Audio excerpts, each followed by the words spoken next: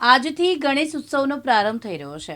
લોકો દુંદાળા દેવના પોતાના ઘરે, શેરી અને સોસાયટીમાં સ્થાપના કરશે, ભક્તિભાવથી પૂજા અર્ચના કરશે।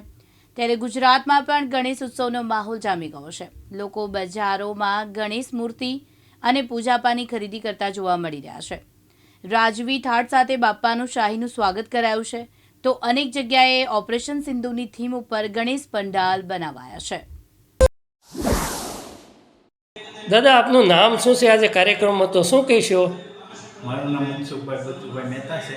આજનો ગણેશોત્સવનો કાર્યક્રમ હંસરાજભાઈની ઘેરેથી શોભાયાત્રા હાથે કાઢી માનવ મંદિરે ગણપતિની સ્થાપના કરી। મંજુ દીદીએ બહુ સહકાર આપ્યો છે। અહીંયા ભોજનની, જમવાની, ગવી આવેજની વ્યવસ્થા છે અને બહુ સરસ કાર્ય ચાલે છે।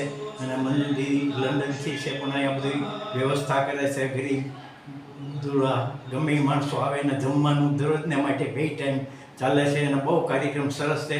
અહીં 10 દિવસ ગણપતિનો ઉત્સવ ધામે ધૂમે દર વર્ષે ઉજવાય છે અને આ વર્ષે ઉજવવાનો જ છે। અત્યારે પૂજન વિધિ ચાલે છે અને ગણપતિ દાદાની બહુ ક્રિયા મહેરબાની બધા ઉપર થાય એવી પ્રભુ પાસે પ્રાર્થના। જયસુખભાઈ, આજે કાર્યક્રમ હતો, શું કહેશો? જય શ્રી કૃષ્ણ। મારું નામ જયસુખ ચૌહાણ।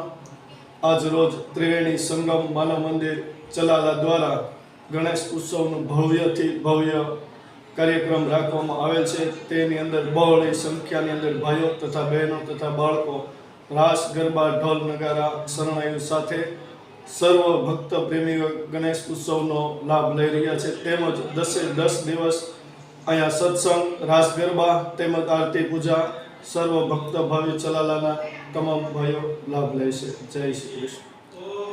આ શોભાયાત્રાનું આયોજન કર્યું તો કઈ જગ્યાએથી ક્યાં સુધીની શોભાયાત્રા હતી? આ શોભાયાત્રાનો કાર્યક્રમ ત્રિવેણી સંગમ માનવ મંદિર દ્વારા કરવામાં આવ્યો। મંજુ દીદીની સલાહ મુજબ તેમજ હસરાજભાઈ કાતરોડિયાના ઘરેથી ગણપતિ દાદાને ઢોલ નગારા બેન્ડ વાજા સાથે માનવ મંદિરે પહોંચ્યા રથયાત્રા। ઓકે।